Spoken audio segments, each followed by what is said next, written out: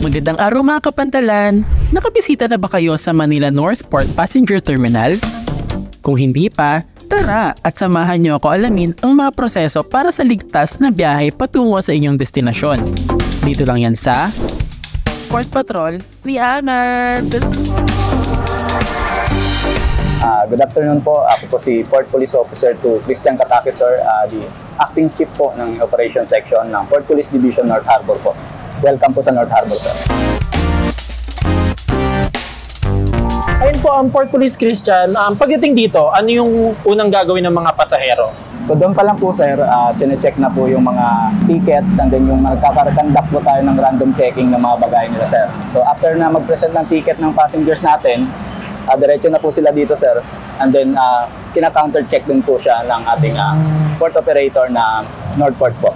So dito pa lang po, mahigpit na talaga yung security ng mga natin. Yes, sir. Yes po. Usually, sir, outside the perimeter pa lang po, ini-implement na po namin yung strict na pag-check po ng mga bagahe ng mga pasahero po. Okay, so tara, papasok tayo sa loob. Yes, sir. Paano pa pala pag chance passenger? Pag walang mga ticket, ganun, saan sila mapupunta? Yes po. Nire-refer po natin sila dun sa Tugo Office para ma-process po yung pagkuha nila ng ticket. So lagi ba kayong nag-expect na may chance passenger or tuwing holiday season lang? Usually, sir, pag mga regular operation, meron pa rin po mga chance passenger po talaga. Then dito po, ano po yung mga i-check na po dito sa concourse area po? Ito naman, sir, yung concourse area. Dito po nag-i-stay yung mga pasahero habang inaantay po nila yung mag-start yung operation yung passenger terminal natin, sir. Paano pag maraming dalang gamit? Usually, sir, pag mga hand carry, inaalaw natin sila dito. Pero pag may mga baggage po, doon po natin sila pinapapunta doon sa excess baggage, sir, para ma-screen po yung mga baggage na dala nila. And then after po noon, i-assess na po sila ng porter natin. Ano yung mga klase ng security na ginagawa sa concourse area? May x-ray po tayo doon, sir. So yung mga malalaking bagahe nila, doon po pinapasok. And then meron din po dito nagkakandak ng K9 inspection po. Katuwang po natin dyan yung PCG at saka yung PIDEA po, nagkakandak din po sila ng paneling dito minsan.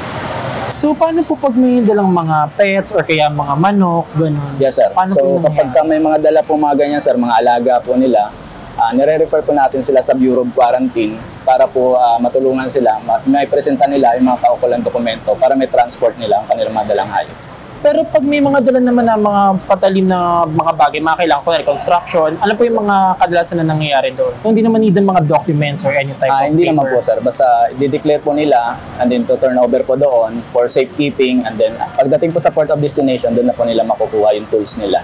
May naiwan akong gamit, tapos nakasakay na ako ng barko, nakarating na ako sa destination. Paano mangyayari? Paano ko makukuha yung gamit ko? Paano ko siya makiklaim? Yung mga unattended baggage po dito, yung mga naiiwan kadalasan, sir. With the assistance of the PCG po, pinapaamuyan po natin yan, sir. So kapag nag-negative naman po yung gamit nila, turn over po natin yan sa lost and found ng North Harbor and then pwede pong i-claim ng kamag-anak o kaya nung pasahero mismo na nakaiwan ng gamit. So saan po tayo next? Doon na po tayo, sir, sa passenger terminal. Pero bago po tayo makapasok dun, sir, magbabayad po muna sila ng terminal fee nila. Okay, so just to inform them, magkano po yung terminal fee? So ang terminal fee po natin ngayon, sir, is 104.50 pesos po.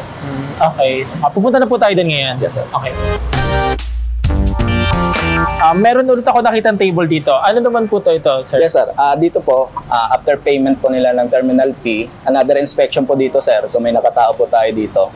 And then, check po yung ticket and then yung terminal fee nila. After po nun, sir, proceed na po tayo dito Pwede tayo pumasok? Yes, sir.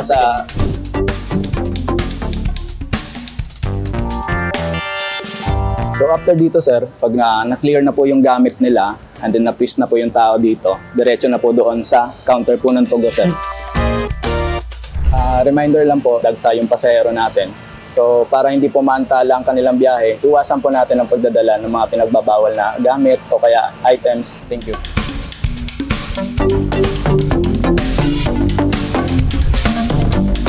Nalaman na nga natin kung mga tamang proseso at dapat gawin sa loob ng pantalan. Nagpapasalamat po tayo sa Port Police Division para sa pagpapanatili ng kaligtasan ng ating mga pasahero. At para sa mga mahal naming pasahero, siguraduhin sundin ang mga patakaran sa loob ng pantalan upang hindi maabala ang inyong mga biyahe. Hanggang sa muli, dito sa Port Patrol ni Ahmed!